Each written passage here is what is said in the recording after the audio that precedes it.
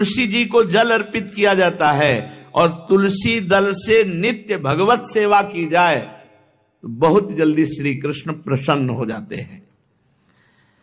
प्रतिदिन जो तुलसी जी की भक्ति करता है, तुलसी का पौधा रोप करके तुलसी जी का सिंचन करना, तुलसी जी को तिलक लगाना, तुलसी जी को माला पहनाना, तुलसी जी की परिक्रमा करना, तुलसी जी को प्रणाम करना, वो कोटि सहस्त्र युगों तक ऐसा महान सुकृत होता है कि भगवान श्री कृष्ण के नित्य समीप रहता है जो तुलसी जी की सेवा करता है।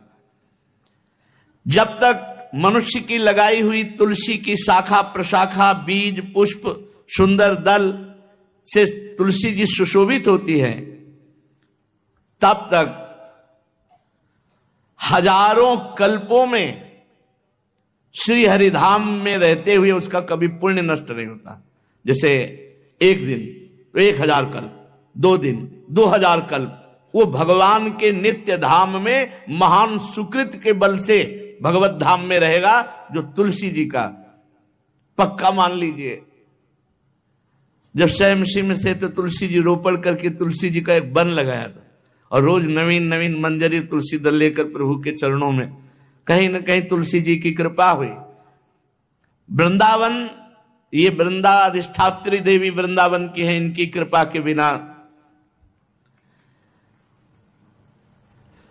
हे चंद्रादने, संपूर्ण पत्रों और पुष्पों को जो उतार करके सम्मान पूर्वक पहले प्रार्थना करनी चाहिए, हे वृंदा देवी, हे तुलसी जी, भगवान श्री हरि की पूजा के लिए या प्रियाजू की पूजा के लिए हम आपके कुछ मंजरी कुछ दल लेकर के सेवा करना चाहते हैं, आप कृपा करके मुझे दीजिए, और फिर उतार लें। ऐसे नोचना नहीं, बहुत सम्मान से बहुत प्यार से, तो तुलसी जी प्रसन्न होते हैं। जो मनुष्य तुलसी दल से श्री हरि की पूजा करता है, कोई भी पाप उसका स्पर्श नहीं कर सकता। पूर्व में किया हुआ कोई भी पाप उसको दंड नहीं मिलेगा जो तुलसी जी की आराधना नित्य करता है। अब इतना जल भी ना चढ़ा दे, हमारे पुण्य हो जाए और तुलसी जी अंतर ध्यान, अनुकूल जल, जैसे मान लो गमले पे हैं तो इतना बड़ा तांबे का रोज उससे चढ़ा, अब भर के लोटा चढ़ा दोगे 2-4 दिन में अंतर ध्यान हो जाएंगे तुलसी जी। बहुत विवेक से जरूरत है, मतलब भारी पुण्य होगा। अब इतना बड़ा लोटा रोज जल चढ़ाओगे तो 2-4 दिन में पीली होके अंतर ध्यान हो जाएंगे। भाई इतना जल, अनुकूल जल चाहिए, एक तांबे का छोटा सा लिया, ऐसे रोज डालो, उसमें कोई फर्क नहीं, और गमला उठाकर धूप में विराजमान करो। सेवा का मतलब क्या है? जो तुलसी जी को जल अर्पित करके तुलसी जी की सेवा करता है, हरि चिंतन करता, कभी कोई पाप उसका स्पर्श नहीं कर सकता। 100 भार सोना, 400 भार चांदी,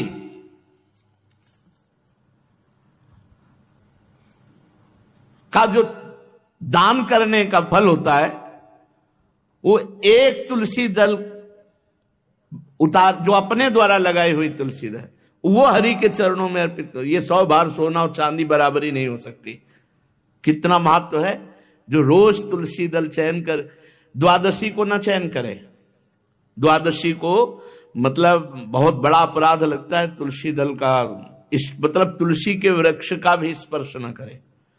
प्रणाम नमस्कार दूर से, एक भी दल नहीं टूटना चाहिए। द्वादशी को ऐसा हमने महापुरुषों से सुना है कि मंजरी और पत्र उतारना ये ठीक नहीं, बिल्कुल नहीं ठीक है। ब्रह्म हत्या का फल लगता है, अगर जो पाप लगता है अगर कोई द्वादशी को तुलसी चयन, बहुत सावधानी से। जिसके घर में तुलसी का बगीचा होता है, कई पौधे होते हैं, उसको कहीं तीर्थ जाने की जरूरत नहीं, उसका घर तीर्थ है जिसके घर में तुलसी के पौधे हैं। और यमराज कभी उस घर में किसी भी मरने वाले को लेने नहीं आएंगे जिसके घर में तुलसी। लगा लो भैया तुलसी लगा लो घर में, काहे को यमराज को आने दोगे? सबके घर में तुलसी। कितना सुंदर पहले था, घर में आंगन होते थे, आंगन में एक बहुत बड़ा और फिर उसमें तुलसी जी, और फिर उसमें 2-4 नर्मदेश्वर शालिग्राम ऐसे, और फिर घर का हर व्यक्ति जल चढ़ाना, प्रणाम करना, नमस्कार करना, 4 पर। कितनी पवित्र पद्धतियां हमारी थी। जब रसोई बने पहली गाय के लिए, फिर कुछ पक्षियों के लिए, फिर कोई संत महात्मा, कोई भिक्षु, ऐसा कितना पवित्र व्यवहार। यहाँ जैसे हमने देखा है, ये रसोई बन रही ना, तो धुआं नहीं खत्म होने पाता, वो ही सब अपवित्र किए हुए हैं, राक्षसी बुद्धि आती चली जा रही। तुलसी जी, ये भागवती को वस्तु है। हमें लगता है बालकनी तो होती है, बढ़िया बालकनी में एक ऐसा उठाने धरने वाला स्टैंड लोहे का रखो कि तुलसी जी को विराजमान कर दो। जिसके घर में तुलसी जी विराजमान होती, उसके घर में यमराज कभी नहीं जाते। जो तुलसी जी का सेवन करता है, उसकी सारी कामनाएं तुलसी जी पूर्ण कर देती हैं। तुलसी जी को लगाना, तुलसी जी का पालन करना, तुलसी जी को सिंचन करना, तुलसी जी का दर्शन करना, तुलसी जी का स्पर्श करना, मनुष्य के द्वारा जो मन, वाणी और शरीर से पाप हो गए, सबको तुलसी महारानी क्षमा कर देती है, दग्ध कर देती है। पुष्कर आदि तीर्थ, गंगा आदि परम पावन नदियां, ये सब जो स्नान आदि, अवगाहन आदि करने का फल देते हैं, वो केवल तुलसी जी घर में विराजमान है, उसको फल मिल जाएगा। कितने बढ़िया। जो तुलसी जी की नवीन मंजरी प्रभु के चरणों में अर्पित करके प्रणाम करता है, वो चाहे कितना भी अपराध किए हो, वो कभी यमपुरी को नहीं देखेगा, कभी यमराज के पास नहीं जाएगा। जो मनुष्य तुलसी काष्ठ का घिसा हुआ चंदन लगाता है, उसके सारे संचित भस्म हो जाते हैं, और क्रियमाण जो वर्तमान, वो कभी उसको बांध नहीं सकते। तुलसी जी का काष्ठ का घिसा हुआ चंदन। जिसके घर में तुलसी की छाया होती है, वहां पितरों को अपने आप कल्याण प्राप्त हो जाता है। जो श्राद्ध करने से लाभ मिलता है पितरों को, घर में तुलसी लगा के, जो तुलसी की छाया, बड़ा वृक्ष, पितरों को तृप्ति मिलती है। चतुर्भुज ब्रह्मा जी सारंग धनवा श्री हरि के महामहिम स्वरूप की अनुभूति करने के लिए भी कहा है कि तुलसी जी का महान महात्म्य है। अगर तुलसी जी का सेवन करे तो भगवान श्री हरि की महिमा को जान जाएगा। स्त्री हो या पुरुष, पुरुष नपुंसक नारीवा जीव चराचर कोय, सर्व भाव भज कपट तज मोह परम प्रिय सोय। शरीर वर्दी है, हमारी पोशाक है, हम सब एक हैं, आत्मस्वरूप है, कुछ अलग नहीं है। शरीर केवल पांच भौतिक है, तो सबका पांच भौतिक है, उसमें चिन्ह है स्त्री पुरुष के, बस। इसके लिए भगवान की आराधना निषेध थोड़ी है। जो स्त्री या पुरुष श्री तुलसी जी के काष्ठ के मन के बना के, जैसे छोटी कंठी या बड़ी माला धारण करता है, श्री कृष्ण उसके बस में हो जाते हैं। यह है तुलसी जी की महिमा। परम सुहाग श्री कृष्ण मिल जाते हैं, और कौन सी हमें उपलब्धि चाहिए। हे गोपनंदिनी, तुलसी जी का सेवन करने से श्री कृष्ण वश में हो जाते हैं। जो तुलसी की माला से नाम जप करता है, काउंटर वाली बात तो स्मृति के लिए भाई है, हम निषेध नहीं करते, नहीं बहुतों के भजन बंद हो जाएंगे, पर हम इतनी महिमा जरूर बता देते हैं कि तुलसी माला से जो नाम जप किया जाता है, उससे आध्यात्मिक सिद्धि बहुत जल्दी होती है। गुरुदेव भगवान कहते, जो अंगुलियों से रगड़ होती है मन का से, उसमें आध्यात्मिक ऊर्जा शक्ति तुलसी माला से। प्लास्टिक पर भाई करो, निषेध नहीं कह रहे, बंद हो जाएगा वो भी राधा राधा कहना, वो हमें बंद नहीं करना। हम कह रहे हैं तुम जैसे बने वैसे करो, लेकिन माला का बहुत बड़ा प्रभाव है। तुलसी परम पवित्र भगवान श्री हरि की प्रिया, और उनके काष्ठ को जब हम ऐसे ऐसे नाम के साथ, तो विशेष ऊर्जा शक्ति, आध्यात्मिक शक्ति हमें जागृत होती है। हो सके जिनको ऐसा बन सके तो छोटी एक वो आती है सुमिरनी, उसको रख लो अपनी जेब में रख लो, उससे करो। और नहीं है तो भैया तुम इसी से करो, नाम जप करो, भाव को भाव अना खालसो, नाम जपत मंगल दिस दसो।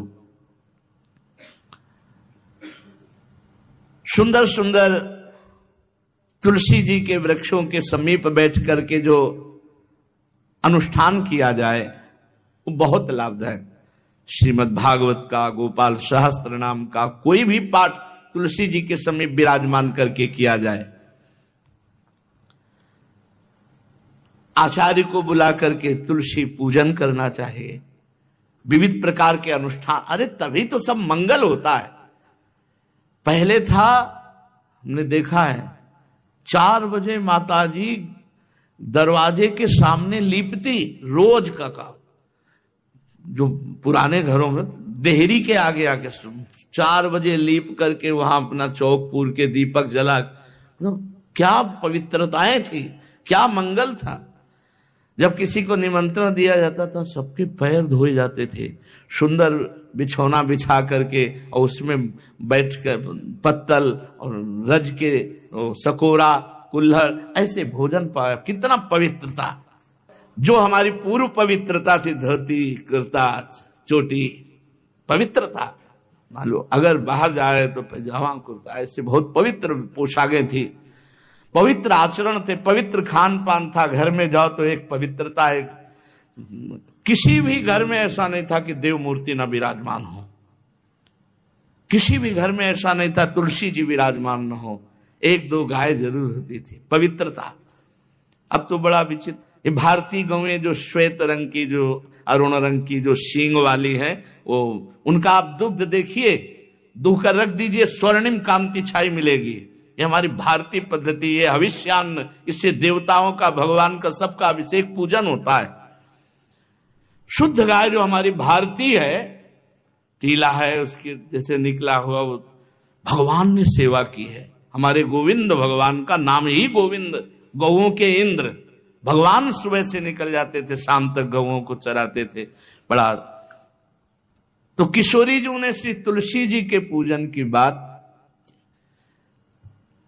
भगवान गोपियों से वादा किए थे कि अब तुम्हें अगली पूर्णिमा को रास, अब रास बिना रासेश्वरी के नहीं हो सकता। लिखा हो चाहे ना लिखा हो, कोई भी विद्वान, कोई भी प्रवक्ता इस बात को बतावे, कहते हैं भागवत में राधा नाम नहीं लिखा है, भागवत राधामय ही है। सांद्रानंद घन प्रेम मूर्ति किशोरी, बिना लाडली जू के कोई रास बता दे कहीं भी, कभी भी, कैसा भी। महारानी जू के बिना रासेश्वरी के रास हो ही नहीं सकता, लिखा हो चाहे ना लिखा हो। क्यों नहीं लिखा? याते श्री सुख प्रगट कियो नहीं, जहां बोले राधा तो समाधि लग जाती हो, यहां 7 दिन में तक्षक काटना है। श्री सुखदेव जी ने महारानी जी का नाम, हरिराम व्यास जी कह रहे, याते श्री सुख प्रगट कियो नहीं, जानि सार को सार परम धन, राधा नाम आधार। वैसे तो रोज संकेत वन में, पीछे हमने चर्चा की थी, प्रेम सरोवर में प्रियालाल मिलते थे, नंदगांव वर्षा में। आज लालू ने एक नई लीला रची, गोप देवी लीला है। श्री लालजू महाराज प्रियाजू को रास के लिए उन्होंने सोचा एक बार छलिया रूप रख करके महल में प्रवेश करते हैं, देखते हैं लाडली जू पहचानती है कि नहीं, वो कितना प्यार लाडली जू करती है। महाराज तो जो रूप धारण करें तो सभी सुंदर हैं, तो सुंदरता के समुद्र हैं। जब नकबेसर धारण करते ना, अंजन और घूंघट नीलांबर का, महाराज हृदय चूर चूर हो जाए, ऐसे सुंदर है। गोरी किशोरी भी चकोरी है जिनकी, नीलांबर धारण करके, और जिस समय लाली लगा के महाराज अपने राधा पी जी को कभी कभी जब आते हैं तो देखो ऐसा लगता है यार बलिहार है महाराज, जो रूप धारण करते हो सीधे हृदय पर प्रहार करते हो। प्रभु ने गोप देवी का रूप धारण किया, गोपांगना का। श्री चरणों में नूपुरों की झनकार, कटी में करधनी जिसमें क्षुद्र घंटिका लगी हुई है। अद्भुतम गोपिका रूपम चलत झंकार नूपुरम किंकिणी घंटिका शब्द मंगुलीयक भूषितम। बड़ी दिव्य अंगूठियां धारण किए हुए अंगुलियों पे, कमर में करधनी जो रुंझुन रुंझुन, श्री चरणों में नूपुर और रत्न कंकण केयूर मुक्ताहार विराजितम। कलाइयों में रत्न जटित कंगन, बीच बीच में चूड़ियां, कंगन ऐसे, बाजूबंद, कंठा, मोतियों के हार और शीश फूल, केशपास, बेणी रचना, नासिका में मोती की बुलाक, बेशर और अलकावली, घुंघराली अलकावली, श्याम वर्ण के केश। ऐसा रूप धारण किया जो देखे मुग्ध हो जाए श्याम सुंदर को। वृषभानु भवन की तरफ चले। खाई और परकोटों से युक्त वृषभानु भवन 4 दरवाजों से सुशोभित, प्रत्येक द्वार पर काजल के समान वर्ण वाले गजराज झूम रहे। राजभवन की बड़ी मनोहरता है। उस मंडप प्रांगण में वायु के समान वेग वाले घोड़ों से अंगरक्षक, महल की रक्षा करने वाले चारों तरफ दौड़ रहे वृषभानु भवन में। और बड़ी ही सुंदर सुंदर गवें, धर्म धुरंधर बलवान सांड रमा रहे। बहुत से गोपाल बंशी वेद धारण किए हुए उनको संभाल रहे हैं। वृषभानु जी का भवन क्या है, ऐसा लगता है कि विश्वकर्मा ने पूरी कला कौशल लगा दी। और महारानी जी के लिए भवन के अंदर ही बगीचा, झरना, सरोवर, सब कोटि कोटि सूर्य के समान कांति वाले सुंदर सुंदर मणियां खंभों में जटित हैं, जिससे प्रकाश फैल रहा है। रत्न मंडित आंगन, बहुत से रत्न स्वरूप भूमि पे जटित हैं। और वहां वीणा, ताल, मृदंग आदि बाजे बजाती हुई बहुत सी मनोहर सखियां फूल छड़ी लिए हुए दरवाजे पर खड़ी हैं, संगीत बज रहा है। उस अंतापुर में दिव्य विशाल उपवन की छटा छटक रही। भीतर ही अनार, कंद, मंदार, नींबू तथा अन्य ऊंचे ऊंचे वृक्ष लहरा रहे। केतकी, मालती, माधवी लताएं बड़ी सुंदर वृक्षों का आलिंगन किए हुए श्री राधा निकुंज महल के अंदर ही कल्प वृक्ष के फूलों की सुगंध से भौरे मत वाले हो रहे हैं। शीतल मंद सुगंध वायु चल रही है। कहीं सहस्त्रदल कमलों के पराग को बारंबार वायु बिखेर रही है। निकुंज शिखरों पर बैठे हुए मोर कभी नाचते हैं, कभी कूक रहे हैं, कहीं कोकिला, कहीं सारस, कहीं सुख। और फूलों के सहस्त्र सहस्त्र सैयाएं जगह जगह, कभी लाडली जो इधर से निकले किसी में भी विराजमान हो जाए। मेघ मंदिर में सैकड़ों फुहारे छूट रहे।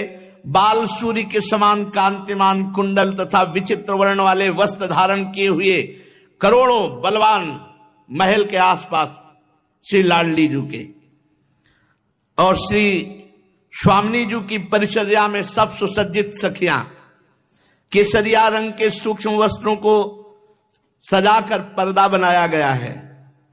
जलज पुष्प, थलज पुष्प जगह जगह पल्लव बिखेरे गए हैं और घुटनों तक पुष्पों का पराग महारानी जो चलेंगे। राजभवन में ऐसा मालती मकरंदों के फव्वारे, मालती मकरंदों के, मालती के सुंदर मकरंद के पराग के सुगंध से युक्त ऐसे फव्वारे चल रहे हैं। ऐसे आंगन, करोड़ों चंद्रमाओं की कांतिमती कोमलांगी सहचरियां, करोड़ों चंद्रमाओं की कांति। धीरे धीरे वहां सब निरीक्षण परीक्षण। श्री वृषभानु नंदिनी श्री किशोरी जी की सेवा में सहस्त्रों ऐसी सुंदरियां, जैसे चंद्रमा के उदय होने से ताराओं की कांति फीकी हो जाती है, तो जब लाडली जी पधारती हैं तो ऐसे सबकी कांति फीकी हो जाती है। देखो माई सुंदरता की सीमा, ब्रजनो तरुण कदम नागरी, निरखी करत अधग्रीवा। महान गौरव लाडली जी का। श्री किशोरी जी की अगवानी करने के लिए सखियां दौड़ पड़े। लाडली जी को संभाल संभाल के कर कमल पकड़ करके पराग मार्ग से सिंहासन पर बिठाया। फिर लाडली जी की जैसी सेवा होती, कोई चवर, कोई पंखा, कोई व्यजन, कोई पान बीड़ी। अब ये गोप सुंदरी थोड़ा घूंघट करके सकुचाती हुई कोई टोक न दे, वृषभानुभवर में पहुंची। एक सखी ने देखा फूल छड़ी से, रे कौन हो आप? मैं गोप सुंदरी हूं, गोप देवी। क्या कार्य है? आपकी महारानी से मिलना है, मुझे शिकायत करना है। क्या शिकायत करनी? शिकायत करना है तो बाबा से करो जाके। वो बात बाबा से नहीं कह सकती जो बात हमारे साथ हुई है, वो बात केवल लाडली जी से कह सकती है और वही हमारा निर्णय कर सकती है। हाँ, तो कोई गंभीर बात है, गंभीर बात है। इसीलिए तो महारानी जी, कोई गोप सुंदरी आई अपने को बोल रही और वो आपसे अपना न्याय करवाना चाहती है, आदर पूर्वक उसको लाओ। पुष्पों के पावड़े जहां थे वहीं से गोप सुंदरी को घूंघट इतना किए हुए हैं, क्योंकि लाडली जी के सामने नेत्र चपलता इनकी खुल जाती है, तो इतना घूंघट किए हुए हैं। आदर से सत्कार पूर्वक पार्श्व में ही एक सिंहासन आसन डलवाया। आओ, तुम हमारी अतिथि हो, तुम्हारा स्वागत है, बैठो। कुछ खाओ पियोगी? हृदय जल रहा है, खाएं पिए क्या? नहीं, बात क्या हो गई? ऐसा क्या हृदय जल रहा है? कुछ आपको नहीं, हमारी पहले बात सुन लो और न्याय कर दो, बस हो गया। अच्छा सुंदरी, तुम्हारा स्वागत है। स्वागतम ते सखि शुभे नामधेयम बदासु में, भूरि भाग्यम ममई वाद्य भवत्यागतया स्वतः। स्वागत है, स्वागत है सुंदरी, तुम्हारा स्वागत है। मुझे ऐसा लग रहा है मेरे भाग्य से तुम आई हुई हो, क्योंकि जब मैं तुम्हारे जो अंग खुले दिखाई दे रहे हैं उनको देखती हूं तो मुझे विशेष सुख मिलता है, जैसे मेरे प्रीतम के सुख, मेरे प्रीतम की स्मृति आपके दर्शन से आ रही है। त्वत्समानम दिव्य रूपम दृश्यते नहि भूतले, यन्न त्वं वर्तसे शुभ्रू पत्तनम धन्यमेव तत्। सुंदरी, तुम्हारा स्वागत है।